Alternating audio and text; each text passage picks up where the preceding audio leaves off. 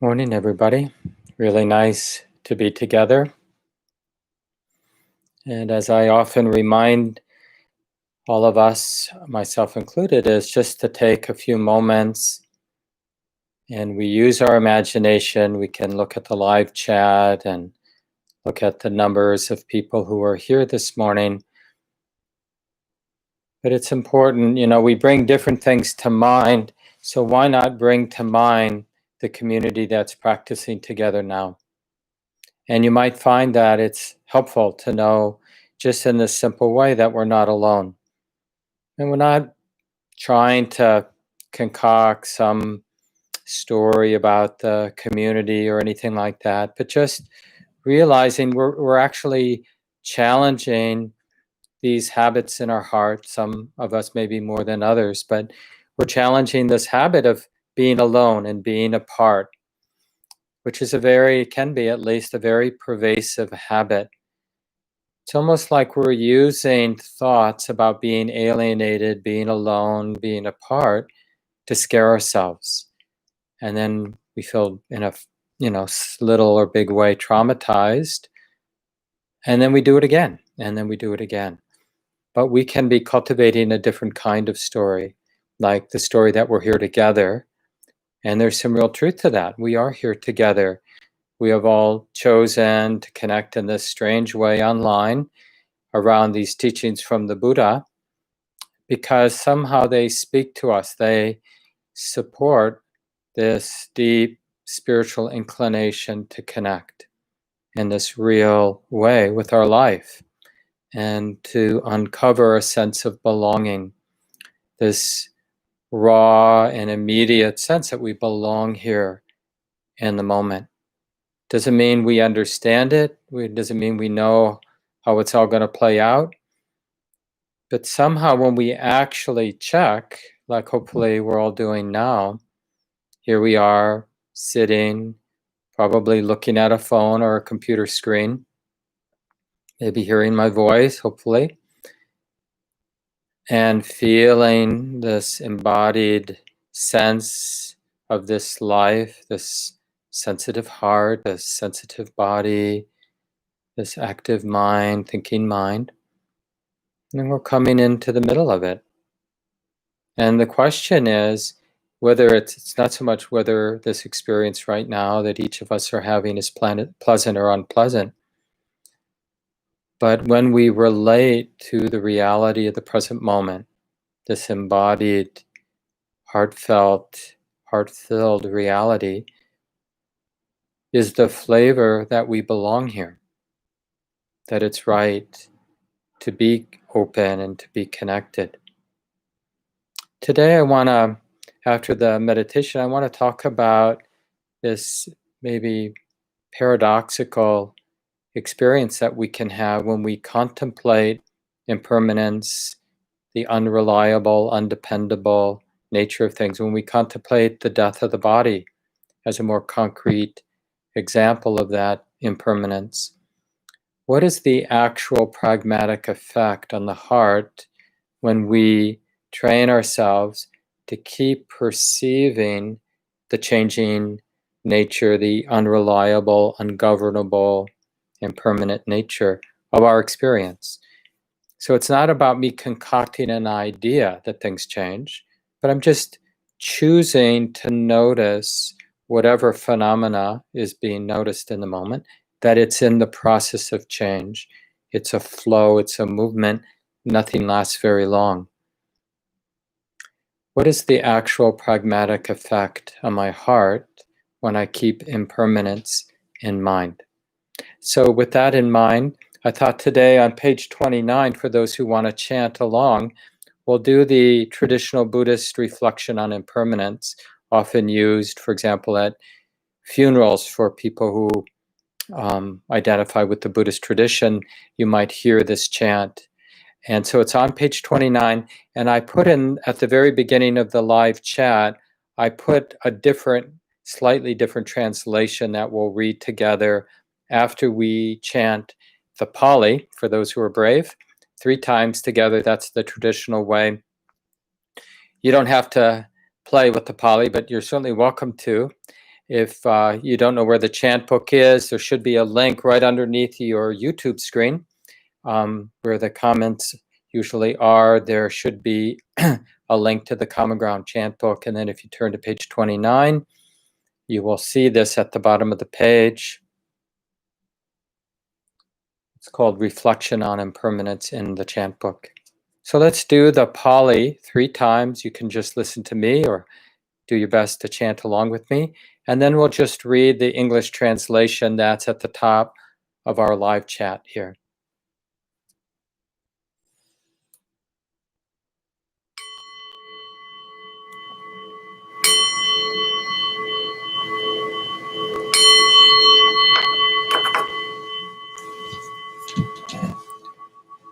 Anicca vata sankara upadavaya damino upajituva nirushanti te sang upasamo sukho. Anicca vata sankara upadavaya damino upajituva nirushanti te sang upasamo sukho. Anicca vata sankara upadavaya damino upajituva nirushanti te sang upasamo sukho. And now the translation at the top of the live chat. All conditioned things arise and pass away. Understanding this deeply leads to the greatest happiness, which is peace. And just settle in for the meditation time for the next 30 minutes or so, if you could. Whatever works best for your body.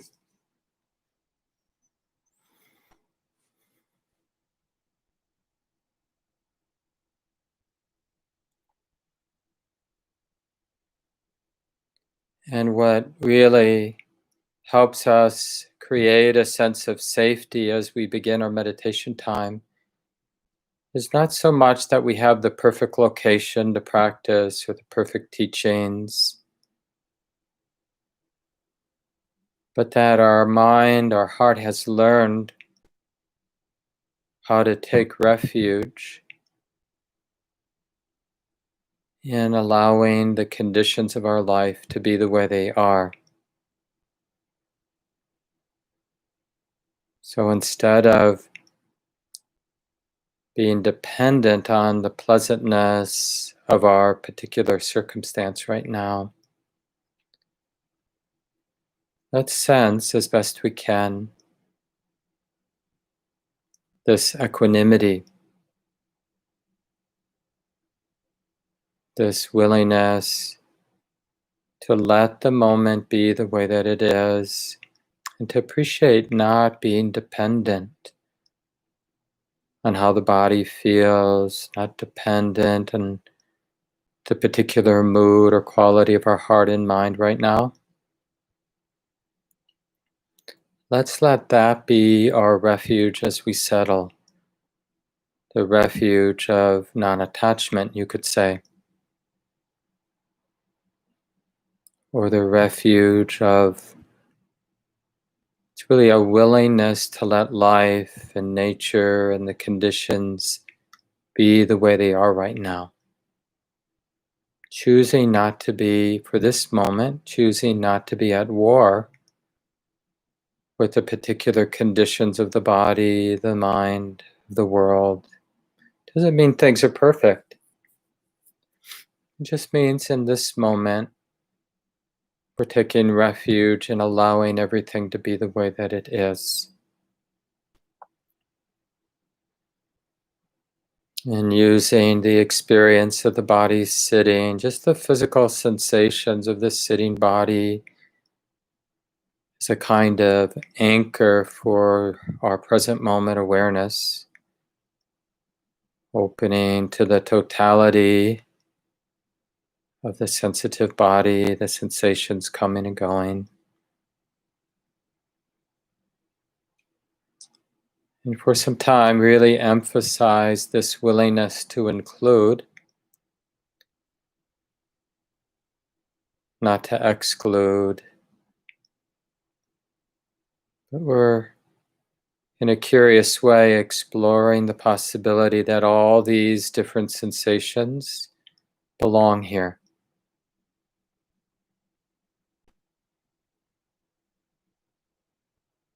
There's a kind of peace and ease that arises when we understand that the conditions of this body and the conditions of my sensitive heart and my thinking mind, like it or not, that everything belongs.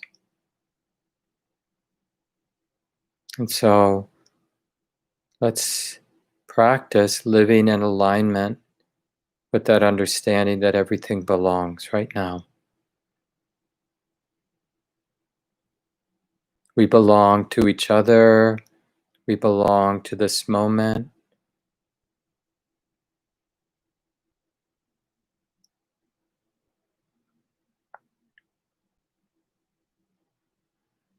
Any old habits of separating ourselves out or feeling apart, I'm just not going to take the bait. Not going to get identified with that kind of thinking right now. Breathing in, we practice saying yes to the totality of what we're feeling, what we're sensing, what we're experiencing right now. So in that way, the natural and easy in-breath, just a big and beautiful yes to our life as it actually is right now. Not the idea of our life, but the actual experience of our life, physically, emotionally, sensing the internal and the external. Nothing is left out. We breathe it in with a big, compassionate yes. It's like this. Feels like this.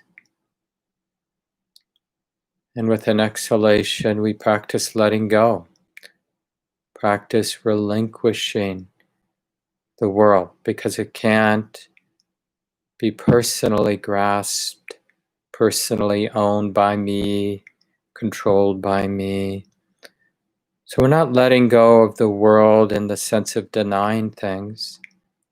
We're letting go of any unwise sense that I need to govern things or control or be master of the universe, master of my emotions, master of this body.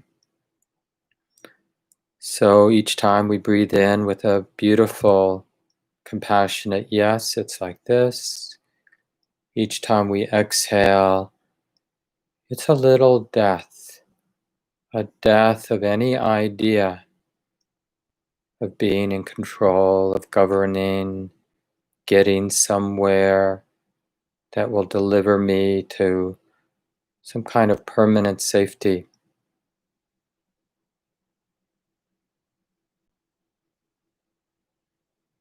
We allow our childlike conceptions of things just to die and to be in the openness of the moment without being dependent on any fixed idea of what it means, where we're going, who I am. And then with the next in-breath, we say yes to the changing, beautiful, unpleasant at times conditions. Exhaling, letting go, letting things be,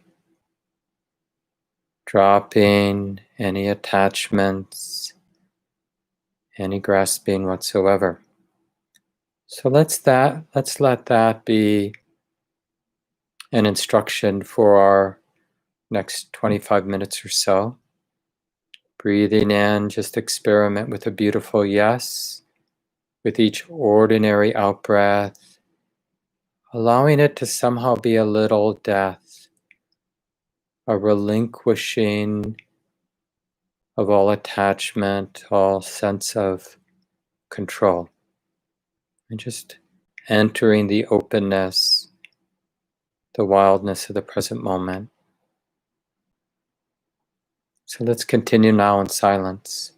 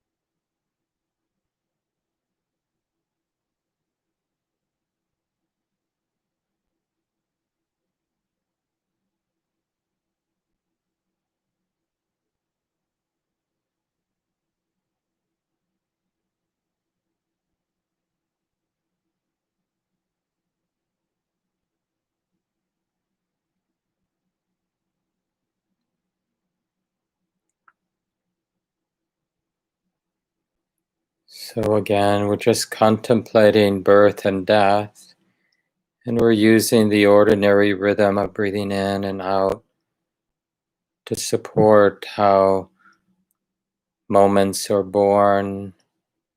We feel the aliveness of the body, the breathing in, and then necessarily everything passes away, it changes, it comes and goes.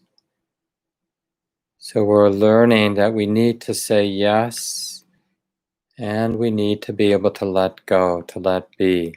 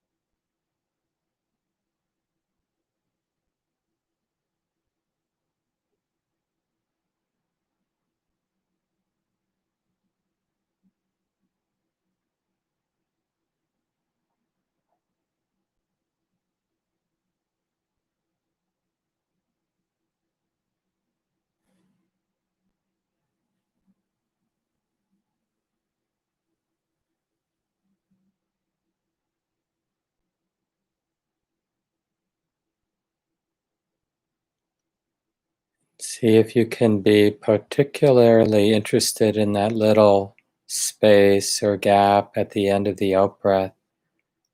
Remember, it's just a natural exhalation, natural inhalation. But just very interesting to feel into that open moment after the breath has finished going out, but before the beginning of the in-breath.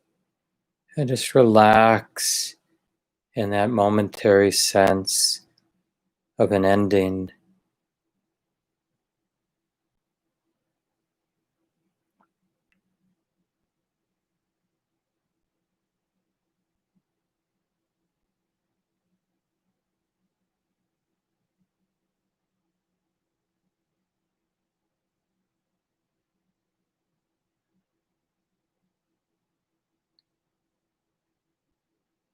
You might notice some peacefulness, having let go of everything,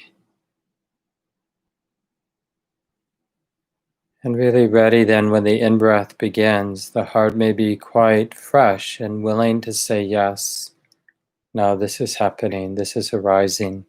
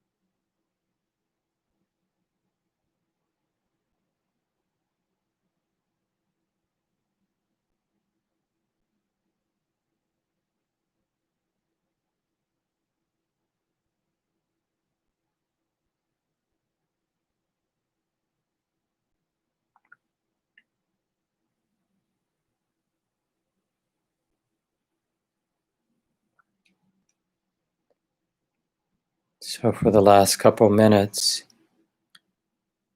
remember, we want to develop our skill both in the letting go and the dying at the using the exhalation, but also in terms of saying yes, being reborn with each in-breath.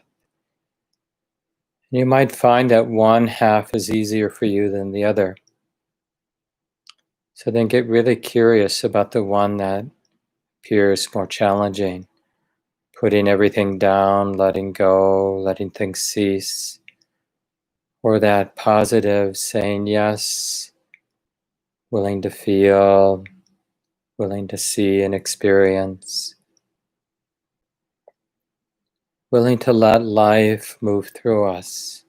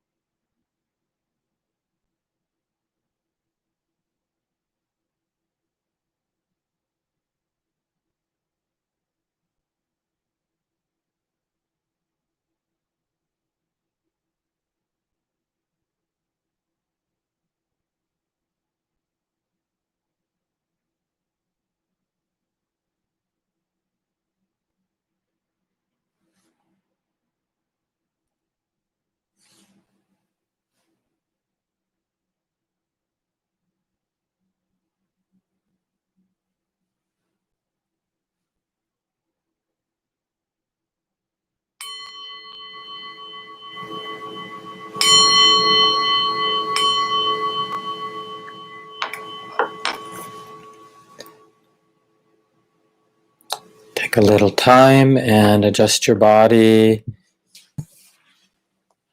Move if you need to.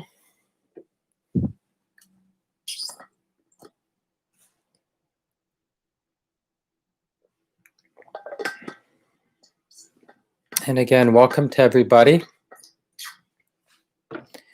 I mentioned at the beginning of the program today that I wanted to talk about impermanence or death and this pragmatic effect. So we really have to check it out for ourselves, not to believe in it as some teaching, but to really see in a pragmatic way, well, what actually is the effect on my mind, the effect on my experience as a human being? What's the actual effect of keeping the perception of change in mind?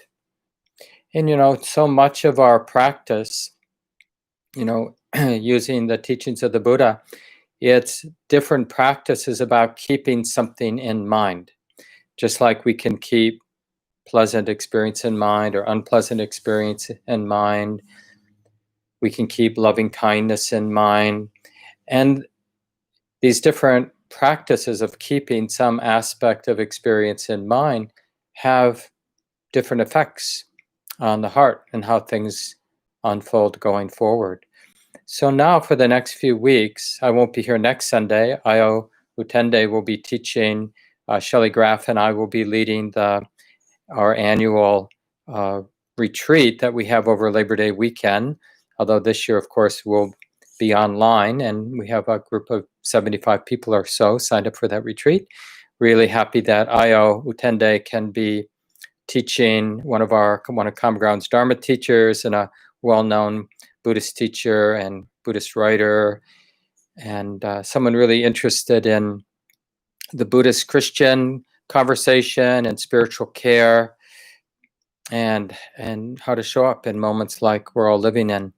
So I encourage you to tune in next Sunday for Io's talk. But probably for the month of September, I'll continue this conversation because the Buddha makes a very big point of this training of keeping impermanence in mind. So, there are many things happening right now in the present moment, but one of the most pervasive aspects of any moment, this moment, any moment, isn't so much the object that the mind is knowing, but noticing that whatever object the mind knows, that it's naturally in the process of change. Nothing in the subjective sense, in our experiential sense, nothing is static. And so it's not easy because it's subtle, but we can train the mind, especially when there's some stability of present moment awareness. We really have done the work to stabilize present moment awareness, so there's some continuity of that being in the moment, being present with things coming and going. And then what we're noticing, so it may be on the surface, the mind realizes, oh, I'm breathing in, or oh, there's a sound that's being heard, oh, the body's moving, or the arm is stretching. But the contemplation, because of our practice, is to be curious about the changing nature, that it's changing. And then the interesting question that we can discuss together in the weeks ahead is, well, what is actually the effect on my heart when I contemplate change? And then I think it's especially useful, I don't know about you, but from people I talk with and from my own experience as a human being, this is a wild and challenging and, in moments for sure, really disturbing time between the pandemic and the brighter light shining on racial injustice and all that, what that evokes culturally in our society at this time, and the politics that are churning, moving, and the environmental crisis, and just the ordinary, unfortunately, ordinary ways that human beings cause each other and cause the world suffering that have, of course, nothing is that new. Some things may appear more new, but, violence, injustice, they've been raging for a long time. But maybe things are more in our face, more or more collectively more aware of it. I'm not so sure, but seems that way to some degree. And we're all reacting to that exposure, in our own particular ways. Some of us closing down at times, some of us reacting with rage, some of us in moments getting down to work and really contributing in ways that might lead to some lasting changes. And probably all over the place, our response to what's moving now in our lives and in the wider world. And then so the question is, well, could this contemplation on death and this contemplation on impermanence, could it be a supporting part of learning how to show up at a time like this? Because it might seem counterintuitive, like, you know what, I have already too much stress going on. The last thing I want to do is contemplate my death, contemplate change, contemplate uncertainty, contemplate the unreliable nature. Why would I do that? It just evokes more stress. And of course, there are more and less skillful ways to contemplate death. And it's really important when we're listening, like we are this morning, to this part of the Buddhist teachings where he really strongly encourages us, each person, to find a way to get interested from this place of actual curiosity in death, in change, in impermanence, and the unreliable nature of experience, because of the liberating effect it has on the heart, right? But we have to find our own way. If we're in a rush, like we're really feeling overwhelmed by life, and we hear this teaching that contemplating impermanence is liberating, we might go into it with a lot of greed, like I'm really hurting and I don't want to hurt anymore, so I'm gonna reach for this teaching. So finding ways where we actually sense that the heart is curious about change. And I'll give you an example from my own life. And this is actually back a long time ago, over 50 years ago when I was a kid. And I don't really remember my age, but probably somewhere around 8, I'm guessing, or 9, so mid-elementary years. And I grew up in a large family, 7 kids, 2 parents. And you know how it is in those big families. We have our bath days where you take a bath. And when it was my turn in the bathtub, you know, a little bit of seclusion from the wildness of a big family. And I just remember, not that I understood it at the time, I understood that something was happening that I didn't understand, and it had a really peaceful feel to it. But not peaceful in a sense of being sleepy, because my mind was hyper alert at these times. But anyway, sitting in the bathtub, lying back, the back of the tub, feeling comfortable probably. And then I would just notice sort of some kind of shift that I didn't understand.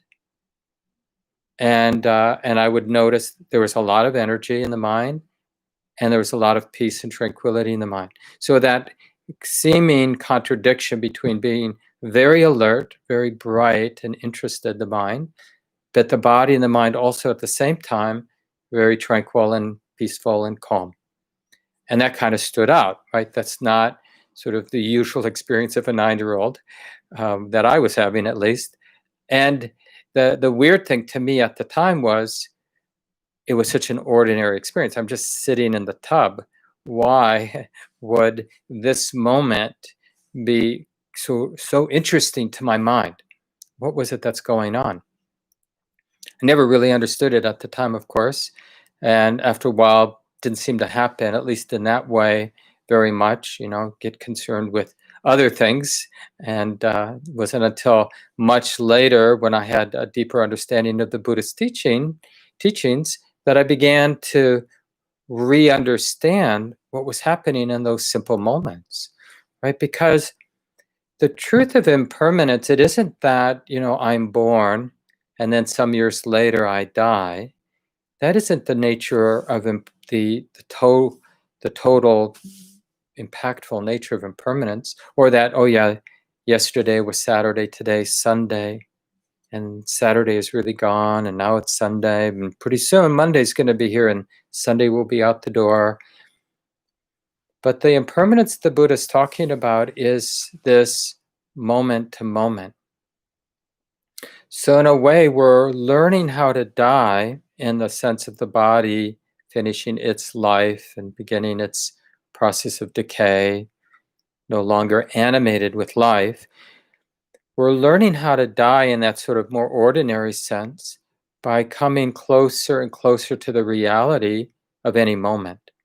Because every moment, the Buddha taught, is a birth and a death. We miss it because there is this conditioning process that's happening where this brief moment conditions the next brief moment. And as this moment is arising and then passing, in that process of arising and passing, it conditions the next moment that's arising and passing. So one moment conditions the next. And with our superficial, not very clear, not very stable, not very continuous awareness, the mind understands incorrectly that it projects or imagines there's something lasting, like there's a me that continues moment by moment by moment. This is me. As I imagine the past, that was me too. As I imagine the future, that will be me. When I think back, like that story I just told you about when I was 9, that was me back then.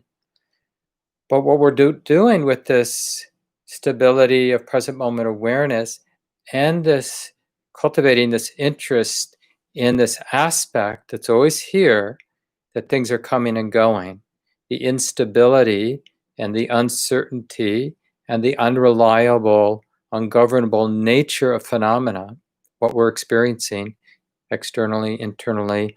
Everything shares this underlying characteristic of anicca, what we chanted at the beginning of the program this morning, right? So we begin to see that birth and death is something that is as fundamental as any aspect. And in fact, we say that, oh yeah, I'm having an experience of my body, or I'm having an experience of the thinking mind, or I'm noticing the sunset, some visual experience or some auditory experience. But really, when wisdom and awareness is stable, what starts to shine through any experience, whether we're walking or sitting or looking or hearing or thinking, what starts to shine through experience is this underlying truth of anicca. And it's not so much that the Buddha said, oh, go look for anicca. Like I mentioned earlier, that we're cultivating this perception of change. But the way we intuit or sense the changing nature of phenomena, the changing nature of our experience, is with this interest in being intimate, being close, because it is the underlying reality. So we don't have to go looking for that particular quality, because it actually distorts the experience. We could only go looking based on our idea of change, what we think anicca is, and so we'll miss it. So it's much more about cultivating a willingness and a respecting and a trusting of nature, the nature. What in Buddhism we often refer to with the word Dhamma or Dharma, the way it is. It's like when you those exercises you did when you're teens, in the kind of building community where you sort of fall back and the 7 kids behind you catch you when you're falling backwards. It's a little bit like opening to Dhamma, opening to the present moment. We're really trusting that there's something here to wake up to. And one way to understand that is there's this changing nature, and it doesn't have to be a problem. Change, impermanence, birth and death, these things are a problem only in terms of our ideas, our fixed ideas often, about the way we think things should be. And then the truth of impermanence is a real betrayal of the way we think things should be. That I can, work hard, bend the world to my will, and make things the way I want them to be, get my house or home in order, get my relationships in order, get my body in order, get the world in order, and then I have my utopia, my salvation, my place that I can count on. But doesn't take much reflection to realize that's not true. Nobody ever finds something that they can count on. The last words the Buddha spoke, and it's just interesting that this wise teacher, surrounded by, his sincere students, and his opportunity to share, to sum up the most important thing in terms of what he had discovered was helpful in his own life, he was going to pass on, because of course the body was falling apart. He would no longer be there to be a teacher, right? So what did he choose to say in those last moments before he passed away? Something like, "Behold, practitioners, I exhort you, please listen. All compounded things are subject to vanish." Right? Like we chanted, everything arises and passes away. Practice with earnestness. Be sincere. Be sincerely interested in this underlying truth. It's true in a big way. Sunday began, it will end. This talk began, very soon it will end. This breath begins, this breath ends. So it's true in that the truth of impermanence is true on that more ordinary level. But even though we may not experience it very often or ever, we want to stay open that it's true also in a very deep, pervasive, subtle way. That our experience, our ordinary subjective experience as a human being, is really moment by moment. And so instead of being spellbound by the sense of continuity from one moment to the next, oh yeah, it's still me here, still giving this talk, same me as who was here at the beginning of the talk, right? So that idea that there's a mark giving a talk all the way through, same mark, not a different mark, keeps us spellbound. So we never actually look closely in a relaxed, from this place of relative safety way, and really see, like this mind, my heart had a little glimpse of as a young boy, that this moment was brand new. Something had ended and something new was born. And that's why the moment appeared to my mind as so fresh, so alive. There was so much interest. Of course, it isn't about my mind telling myself a story. Oh, this is what the Buddha means by impermanence. I didn't realize it, but I'm becoming a Buddhist. I don't need, the mind doesn't need a story to explain impermanence. But when the mind experiences the truth of impermanence, the heart feels unburdened. So one thing I'm going to ask Gabe Keller-Flores, our office manager and one of Common Ground's teachers, Dharma teachers, to put up on our blog and perhaps in the next weekly email is a really powerful guided meditation by Venerable Analayo, this Buddhist monk. Venerable Analayo is a German person, and he practiced and ordained as a Buddhist monk in Sri Lanka and has now been teaching more in the West, recently in Germany, but now the last several years at the Barry Center for Buddhist Studies in Massachusetts. It's right next to Insight Meditation Society. And these are two organizations, the Barry Center for Buddhist Studies and IMS, Insight Meditation Society, that are sort of grandmother institutions to Common Ground Meditation Center. We're in that same lineage, and many of us have done a lot of practice out there. And they built Venerable Analayo a cabin next to the study center, and he teaches there now online. But there's this really powerful guided meditation, death meditation, which is quite revered in the early Buddhist tradition, to contemplate, to use the very powerful, metaphorically powerful idea of this body ceasing to be alive and then falling apart as fleshy bodies do, to use that very archetypal sense of the vulnerability of this fragile body that we know. We've bumped into dying bodies and we've bumped into dead bodies, human bodies and animal bodies before, so we get it. I mean, we may mostly be in denial, but when it's brought to our attention, we kind of get, oh yeah. And it's mostly met with fear, right? Because we don't really understand. And, we generally interpret things superficially. When the body goes, then everything goes, and there's just annihilation. Or we're dependent on some story, when the body goes, then I go somewhere else. But those stories are always have to be propped up because we don't really know. However we conceive death, we don't really know. And so the conception itself is vulnerable to the truth being we don't know. And so if we have an idea of what happens at death, we're always propping it up, which is stressful. Well, that guided meditation really, it's just interesting to see, well, when I think through, when I use my imagination to align with the observable,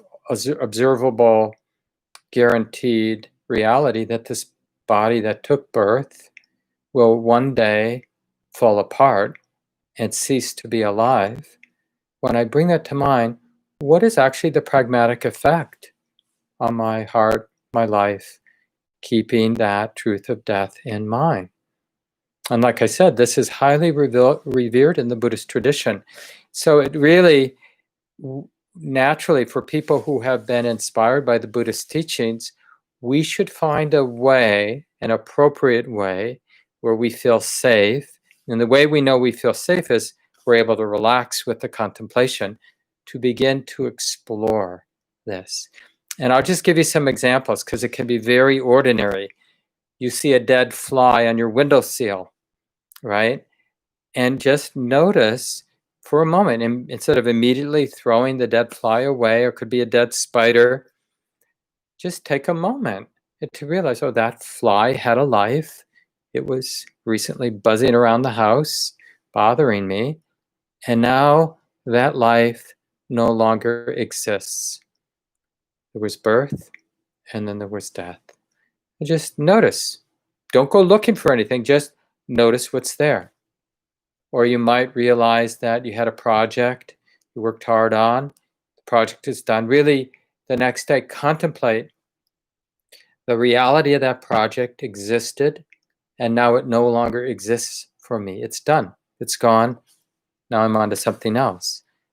Or Saturday was born. There was Saturday morning, then Saturday afternoon, then Saturday evening, and then I went to bed, and now I woke up, and Saturday doesn't exist. And you can even, like in a more tranquil setting, sitting outside or sitting somewhere where you feel just the quiet is supported, just notice that even moment by moment, like you have a thought, oh yeah, tomorrow I'm going to do this. And then you notice that that thought is gone, and the person who had that thought 3 seconds ago, that person who had that thought is quite literally not here anymore. And now there's another person here having a thought like, what happened to that thought? Right? But to really see that this experience of me, the moment, the seeing, the hearing, the touching of this moment is this. And that whatever was previous doesn't exist. There is no past behind me. I can generate a thought now about the past, but that thought is arising right now. There really actually is nothing behind in terms of the past. But we imagine there's some, like I have a thought about the past, about what I did on Saturday, and it's almost like I throw it behind me and imagine it's actually, Saturday's actually behind me. But there is no Saturday behind me. There's nothing behind this moment. And the same thing is true about the future. Because I can have a thought now, I can imagine the future, whether it's what's going to happen after this talk, or what's going to happen tomorrow or 10 years from now. And because of the superficiality and the sort of compelling nature of thought, imagination, it might feel or seem like there's something in front of me called the future. But we know, like when we really settle into the moment, we can sense there's actually no future and no past. There's just this being known, this moment being known. So this is a really powerful way to contemplate birth and death. Besides that link to Venerable Analayo's more traditional guided meditation, contemplating the falling apart of the body, he uses the really powerful way using the 4 elements, just the ordinary experience of sensation, the nature of sensation, to really practice putting it down. So I encourage you to look for that link. We'll have it up for a couple weeks so you can use it. But there are many more ordinary ways, like I mentioned, just where death shows its face. Dead squirrel on the side of the road, a flower that was really beautiful a few days ago is now turned dry and turned to seed. And this, especially this simple contemplation when you're more relaxed, to really just observe in your subjective experience how there actually isn't a past and there actually isn't a future. And whenever you're, oh no, there's a past because that happened, realize that's a thought now about what I call the past, or thought about the future. That thought about the future is now being known. It isn't actually out there in the, somewhere in front of me. It's just something now. And that whatever we're actually experiencing now is of the nature to arise and cease. Whether it's a sound we're hearing that's coming and going, or a sight we're seeing, or a thought we're thinking, or a sensation we're feeling, or an emotion we're feeling, whatever it is, doesn't matter. Whatever it is, an idea or not, things come and go. And really get interested. And when you have something that appears to you to be very static and chronic and not changing, then really cultivate this stability, this integrity of present moment awareness and see. And your mind might be obsessing about something, but even in that obsessing, you'll notice there's change. And then the real awakening will be when you find yourself thinking about something else and you realize, I'm no longer, whatever that obsession was, it took birth and then it ended. Because now, a moment ago, I wasn't thinking about it anymore. And this is very empowering. I remember once, I probably read it, but I might have heard Thich Nhat Hanh say it, but I think I read it in one of his articles where he was telling somebody who was talking about being in an argument. He recommended that the person contemplate this person 300 years from now, or something like that. And in particular, contemplate the nature of that person's body 200-300 years out, that body will be dust. So that's sort of interesting. This is another way, like when somebody's bothering us, some politician or some situation at work, with people at work, or with things in our family, things in our society, realize that every person has the nature to be born and to die. And you don't have to go out too far before that body's not going to be much of anything. And even the ideas of that person will be, just part of the general mix of things. And it really changes how we relate to people, to realize how ephemeral their life is.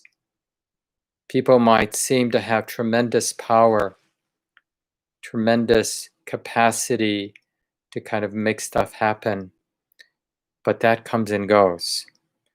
And it makes we shouldn't speculate on what the effect, because it might, like the speculation might be that will weaken me, that idea, that or contemplating impermanence, that it might really free up the heart. It may make the heart more and more fearless in how we show up in the world. There's a particularly powerful teaching where the Buddha says something like, this is a translation by Andy Olensky, a wonderful Buddhist scholar and teacher. Fruitful as the act of giving is, yet it is still more fruitful to go with confident heart for refuge to the Buddha, the Dhamma, the Sangha. So as useful as it is to be a generous human being, it's even more powerful in our life, more transforming to commit to waking up to Dhamma and expressing a life that arises out of that intimacy of being awake to the way it is. That's the refuges, Buddha, Dhamma, Sangha. And it goes on. And still more powerful it is to undertake the 5 precepts. So this is this training in sila and the integrity of non-harming, this valuing of non-harming. So first, the Buddha acknowledges how transforming it is to realize the happiness of giving, but it's still so much more conducive to happiness and freedom to align with this practice, right? Of Buddha being intimate with Dhamma the way it is, and expressing a life that comes out of that, the Sangha. But more powerful than that is this deeper valuing of non-harming, this deeper investigation of all the ways we might be complicit and harming ourselves and others, and really seeing that as an enlivening joy to value non-harming. Yet it is still more fruitful to maintain loving kindness in being for only as long as the milking of a cow. So, as powerful as it is to value non-harming and to live a life with this integrity of non-harming, to have the mind absorbed, concentrated, relaxing into that radiance, that ordinary but powerful radiance of love. So that inclusivity of love for the couple minutes that it would take to milk a cow, right? So he's just giving an interval. So not very long. That is even more deeply healing in a spiritual sense than all those things that came before.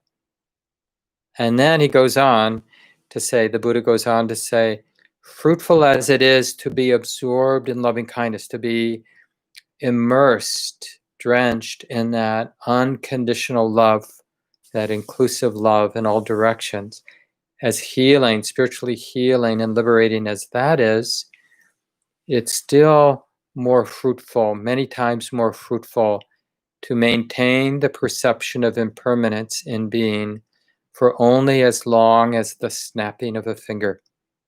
So just the perception of change, of birth and death, just a moment of being, the heart being very clear of the ephemeral, changing nature of phenomena, leaves an impression on the mind stream, on the heart, that's more transforming than all those other good things. So the Buddha's not dismissing the transforming power of being generous, or the transforming power of taking refuge in the Buddhist teachings and this practice of being intimate with our lives and living out of that intimacy, or committing to non-harming and this wonderful curiosity about non-harming and valuing of non-harming, or the absorption into love and the unconditional love. So those things are great and healing and transforming and liberating, but sensing, opening, clarifying, trusting the truth of impermanence, more so. So this is something for us to take up. Why not spend the next couple of weeks, I'll come back in 2 weeks. Ayo Utende will be teaching next Sunday, as I mentioned, and I'll pick it up again. But why not spend the next couple of weeks? And you might need to make a little note, something simple like, see if you can be interested in change, how things come and go, how everything is a birth and a death. And live with integrity, live with intimacy with this truth of change, like keeping it in mind, keeping that perception of impermanence in mind. So initially it will exist in our mind as an idea. Oh yeah, everything changes. The Buddha made a big deal of that. So we remember that concept. Oh yeah, the Buddha was really big on impermanence. You can even remember that short refrain that I put at the top of the chat. All conditioned things, everything about life comes and goes, arises and passes away. Really getting this, really understanding, coming into alignment with this is the deepest happiness of peace. The heart that isn't running toward something lasting because it is grounded in the reality of change. It is made peace. It's no longer surprised by the ephemeral, changing, uncertain, unreliable nature of phenomena. So I'll just end with this, some of the similes the Buddha used, where he described all form as a lump of foam, like the body, and all of our feelings as a bubble, and all the perceptions of our thinking mind as a mirage, mental formations as the kind of empty nature of a banana tree trunk. When you peel away the external, there's nothing in the middle, no heartwood in the middle.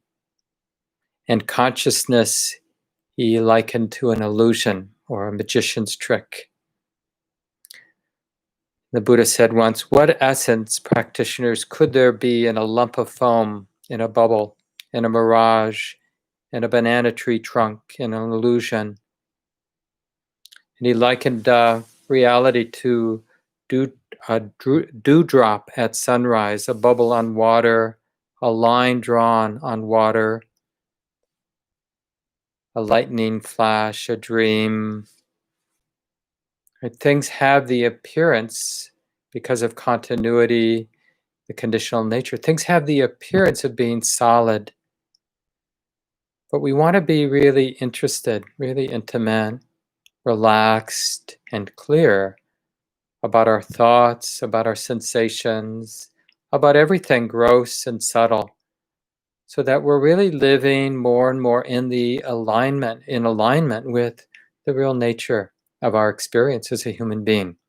It's nothing magical about this. It's just about wanting to live with this integrity, being in alignment with the way it is. But we understand that we need curiosity. We need the stability of present moment awareness to really come into sync. So really nice to connect with everyone this morning. Appreciate you showing up. And a couple of announcements.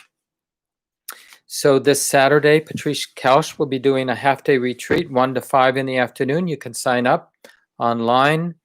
The Buddhist Studies class on Monday night this fall, the 8-week Buddhist Studies class that I'll be teaching will be on the Four Noble Truths.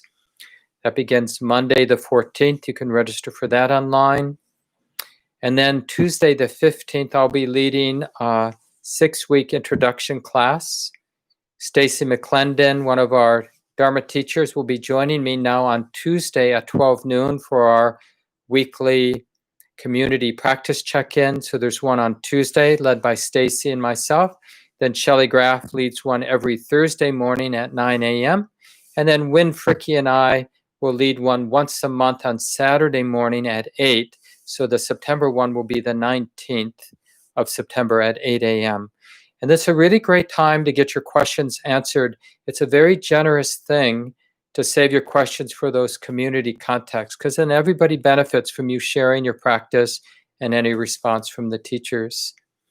And we're not having people out at Prairie Farm except for some volunteers. So if you're interested in going out for an afternoon and doing some mowing in our extensive grounds, or just doing some work in the gardens that Laura Moldy's company planted, in our extensive landscaping that just was finished, just contact Gabe in the office and he'll help you find some times to get out there for a day or so. Really appreciate that. You can also cook for the workers who are out at Prairie Farm, Common Grounds Retreat Center. And we need to bring some steel out to Prairie Farm, so we need somebody with a sturdy trailer to help us take out some steel I-beams that are about 20 feet long. Contact the center if you want to help out for that. So take care, everybody. Wishing everyone well and safety in this changing world of ours.